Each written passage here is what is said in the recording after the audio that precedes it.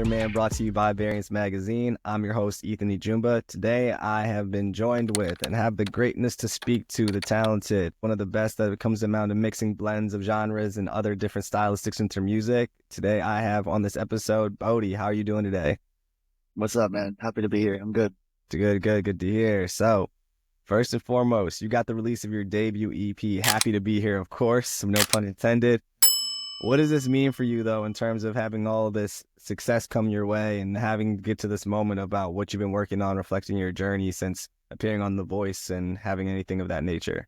Man, I mean, the title of the EP just kind of says it all. I'm just grateful, and I'm happy to see kind of, the opportunities that have opened up since being on the show. I never thought that I would even be singing in the finale of a competition show. That kind of wasn't my vibe to go that route, and to see me go all the way through that, and then now signing with an awesome label and putting out music that I'm super proud of. I'm just humbled. I'm honored. And it's cheesy, but I'm just happy to be here. I'm happy to be around the people I'm around and making the music I'm making, and it's only just getting started. And then when it comes down to the music that you make and how you go about making it, how would you describe it? Because it really has a unique blend of what you're working on with it. You got the rock, hip hop, and pop elements of everything that's got in between there. But how do you go about when it comes down to mixing those? Do you prefer to go hip hop drums, or do you want to go, of course, guitars that are more rock centric, or do you want to go pop chords, or how do you go about when it comes to blending these different genres? I think it's all of it. Right now, I mean, I grew up in LA in love with rock. My dad was a touring bass player in a rock band, and like I grew up like in that grunge rock era. But then I fell in love with hip hop in like middle school through high school, and then I really found an appreciation for pop music. And so it really confused my writing for a lot of years, to be honest with you. And then lately, I ran from the rock thing for a long time. I really just wanted to rap for several years. And then coming back to the singing piece, it kind of recentered me on this like pop hip hop thing. But as of late, I'm like, dang, there's a lot to rock that I missed, and I missed in my live show. I missed in my writing. And so as I've been reincorporating that style, honestly, that the question you asked me, I'm still kind of asking myself as I'm in these sessions. I'm like, how can I incorporate rock and feel like it's still like a piece of me, a piece of my, childhood. But also I love hard hitting drums. I love uses of 808s and bass synths. So just try to figure out a way to keep it all together while still attracting the general audience is super intriguing. So, I mean, I just call it alternative pop, I guess, but yeah, man, I love guitars. I love hip hop, drums and bass. But I love the catchiness and the kind of the ear candy that pop music achieves. So it's a little bit of everything. Yeah, I was gonna say pop definitely has that amplitude to focus on being catchy as one of its main things that really hooks and brings you in. And people always wonder, like, why is pop music so popular? I'm like, well, the thing that they always focus on is how am I gonna retain my listeners by making something that's so vital to bring them back in, whether it be the hook, whether it be the chorus, whether it be the verse. Pop is really good at doing that. And Yeah. when it comes down to having that just overall centric area that you put into your music, who exactly influenced you in terms of who you were listening to growing up? 'Cause you said based in California, you said the grunge era was really a big impact of who you listened to. Yeah. Hip hop then became your middle school vibe, and then everything from there. So who was it exactly, specific artist wise, that you really grew a liking to and just really became an influence? Yeah. I mean, early on the grunge stuff. So I mean, like the typical, like the Nirvana, the Pixies, fell in love with like kind of the harder rock and like the pop punk stuff too. Like OG Green Day, Offspring, classic stuff like The Who, just like a pretty wide gamut. Like I living in LA, my dad played bass for like a classic rock band. So it really kind of opened the door for that whole side of the gamut of music. But then I got more into I've never claimed to be a student of hip hop because there's my brother is, and he always shows me, my little brother, he's 12 years younger, and he's always like, man, you don't know about any of this. But I found inspiration in people like J. Cole, obviously Mac Miller, rest in peace. He was a big influence in my early rap days because I related to the way he flowed and the way he dressed. And yeah, I mean, those Kendrick, obviously, as of now, Drake in his early stuff. So there's people that I really did appreciate Drake's early stuff too, because it did lean pop and it still was very like attractive to all types of genre. Yep, it had a very wide range to give to different audiences and such. Yep. So, um, Yeah, those are some of the bigger, more mainstream names. But yeah, that's kind of where I leaned on and still taking inspiration from now. Now I have newer inspirations, obviously, like Dominic Fike, Black Bear, um, Post Malone to go as mainstream as possible.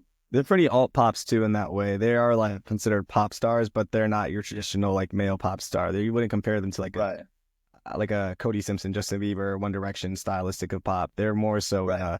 more darker and more I would say melodic side of things when it comes down to it. Yeah, And then when it comes down to how the voice influenced you in your journey and what you've learned and took away from there, what were some specifics that really helped shape and mold you as the artist that you became now? Because the voice isn't more of just like a singing competition. It is really like a coaching and a guidance that gives you the opportunity to work with the artist and then more among them. And also not only that, but you get to collaborate and hear from your even competitors and your peers that are on the show as well too, and really yeah, branch out and market yourself. So what exactly was your takeaways and just lessons that you received from there when you were on the show? totally. Yeah, going into the show, and I don't even know if I'm allowed to say this, but I'll say it. I've said it before. Appreciate that. I, you don't really get coached. Like that's the narrative. Hmm. But you don't get a lot of time with your coach. In past seasons, different coaches that have come and go, I think I've spent more time, but it's for TV, and I wasn't really disappointed or offended by that. I get it. But I mean, I still grew a ton. I mean, working with vocal coaches and honestly, that level of competition on a national televised type of intensity grew me a ton as a performer. But what I took away the most was number one, it really affirmed that I can be me and how I was one of the only artists like completely rearranging songs, sending the band's arrangements and pre-recorded stems and backing tracks. And so it just kind of affirmed like, oh dang, like I can stand out, I can do this, I can take pre-existing songs and make them special. So why couldn't I do that with my own music? And so leaving, I had no idea, bro, that I would even make the first episode. So the fact that I was able to go through the whole show being me, and they gave, I was on Blake Shelton's team. He gave me the freedom to do whatever I wanted. He was super just championing of me, and the producers, everyone was. It was I felt very supported the whole show, even with sharing my faith, like everything. Like it was an incredible experience that ultimately led me feeling like, dang, I could do this. Like I'm ready to do this and take this to the next level. So that was my biggest takeaway was just like massively encouragement. And then having taken that into now your own music now, because you've learned so much from how to make your songs, shape your songs, and just giving that overall growth. Your single Whisper in the Wind, it's already making huge waves in terms of like radio and getting play and just TikTok, of course, and all the like things of that nature. How does it feel now seeing a single releasing now as an artist compared to releasing it before? Because now you're going to have a huge following from the audience that you pretty much grew from The Voice. But now you're releasing music on a different level past that. So how does it feel now seeing that just transitional flip from there? Man, I mean, it's surreal. I owe a lot of it to my label. They work so hard to get my music out there, and my team that I write with and produce with. Like we're just writing music that's working, and it's super encouraging. I'm a Christian artist, which I've always been a Christian, but I wasn't planning on going that route with my music as like a outwardly Christian, writing music about that all the time. And when I told the label, I was like, hey, I don't want to do this. And it was a long story. I ended up signing with them because I decided I had a heart change. I'm like, you know what? This is what I'm supposed to do with my life. And, but I told them, I was like, yo, I'm not going to make Christian radio music. That's not my vibe. That's not what I'm trying to do. And here we are, I have a Billboard charting song, Christian radio, just being me. And so it's been so encouraging, not just to see where my music's going, but to see where the whole like Christian music as a whole is going. Like it's music that's being able to reach more than just Christian people. And that was ultimately my goal. Like I just want to make dope music that encourages and uplifts all types of people with all types of beliefs. So being able to do all of those things and still have music that's connecting, in my world and the Christian radio world, man, like it's so special. And like I said, I'm just getting started, man. I got a lot planned for this year. Do you feel that as if letting go of the standards of what Christian music pretty much you have to meet at? Because of course there's basic ones like rules and regulations of like you can't curse, you can't Yeah, about this specifically. So do you feel that letting go of the genre standards when it came down to like what you can do with it? Because we've seen the growth in that happen with Christian rap, for example. We've seen how artists such as Lecrae have now just immensely grown by not focusing on such just the message, but also focusing on the artistic elements of hip hop to incorporate there, whether it be flow switches and just lyrical hymns and everything of that nature. But do you feel that in terms of your space as an artist, by letting go of those, like, I don't want to say the values or the standards specifically, but just like the overall basics of what a song from Christian music would be, did that help you grow? Did you find it easier to make your music without having to think, okay, how do I put this but make it still Christian music? But how can I do this and still be me? Yeah, I think it's more of just like people. I've always felt this way, but I think the general public of, Christian music consumers are realizing, after decades and decades of, morphing and things changing, we're realizing now, like, oh, Christian music isn't a genre. Like, that's dumb. Like, why would, like, secular music isn't a genre. Secular music's, it's a type of music that talks about certain things. So why would Christian music have to sound a certain way? And I'm not the only one saying this. This isn't groundbreaking new news. Like, we're talking about this amongst peers. I'm hearing this at the radio level. I'm hearing this at the label level, and it's exciting because people are realizing, yo, like, if I had a conversation with someone on the street and we're sharing our belief systems, we're talking, like, that's not weird. So then why would it be weird for, a Muslim person to listen to a Christian song? It shouldn't, because we're just sharing our beliefs. We're just sharing, our story. And that's ultimately why I realized, like, dang, like, I've been running to wanting to write Christian music, but being a Christian man is the number one piece of my identity. But I've been avoiding writing from that because I didn't want to offend people. And now I'm like, shoot, if I just wrote from the fullness of my heart, I think it's going to encourage more people because it's just me being authentically me. And so I think there's more people out there doing that. You have the Forrest Franks who are just blowing up on a viral scale. They're more direct and, like, that music more or less is Christian music for Christian. Mm-hmm. There's also Christian music like myself and tons of others that like, it could be on secular radio and no one would be like, what the heck is this? Because it's just encouraging music talking about, hope or joy, whatever, Yeah.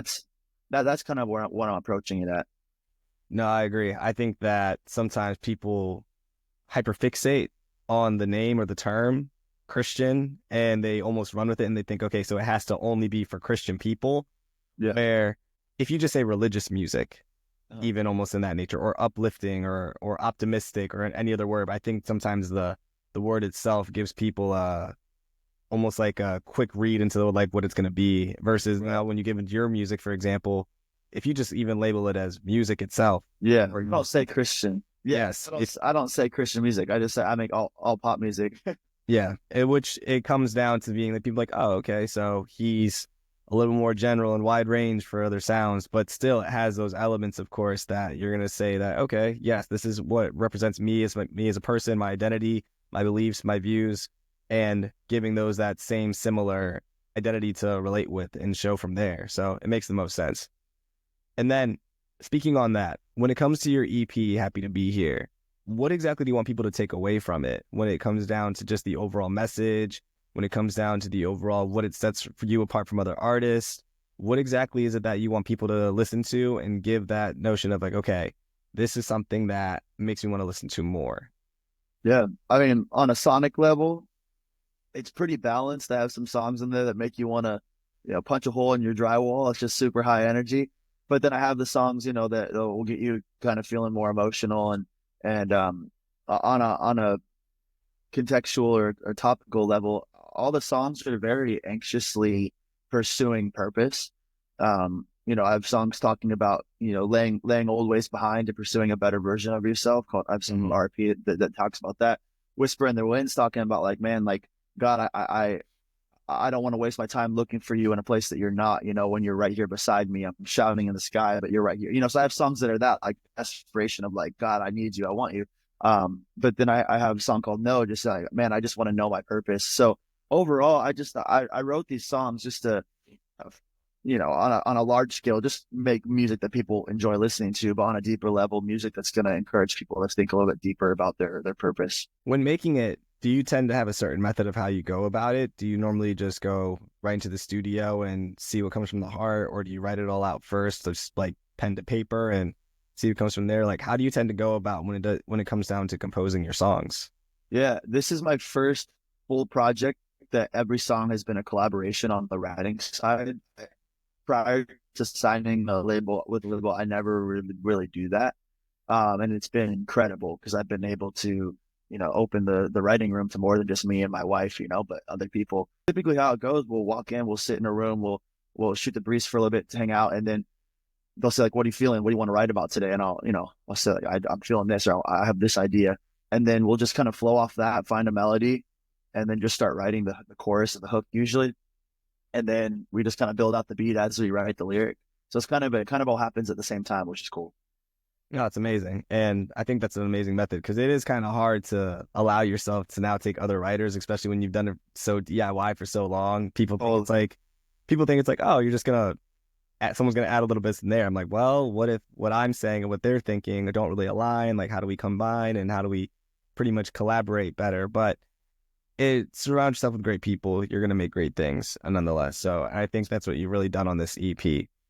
And then before we get on out of here, what exactly is next for Bodie? Like, what exactly do you have for yourself that you want to put out for others to be aware of, to be ready for? I know you just got off your past tour with Gio recently, and that went well for you, but what exactly can the listeners give time to expect from what's going to come from you next? man, I got a lot going. I got a really cool live project coming out at the end of this month with Essential Worship. That's a couple covers of my songs and then a cover of a popular worship song. But it's very much in my style. I'm super excited for that. I haven't even really posted about it yet, so you're getting kind of the first announcement here. But Appreciate that. then next month and so February, March, I start unveiling my remix EP, 3 versions of Whisper in the Wind, 2 versions of RIP. I got 3 features. I have a rap feature and 2 pop features. And then I'm going full steam ahead towards a larger project of, a larger body of work and an announcement of a tour in the summer. So lots ahead. I'm really, really excited. No, it's amazing. And I can't wait to hear it all. It's going to be not just for the fans to be excited about, but I'm sure it's going to be something to be well received on their end as well. So props and kudos to you. Just want to give you a quick flowers. Thank you again for the music you make. Thank you for being on here. Appreciate your time. And overall, I hope everything that you've got going on these next coming weeks to month is more than just nothing short, but amazing. Appreciate you, Ethan. Thank you. Of course. Thank you.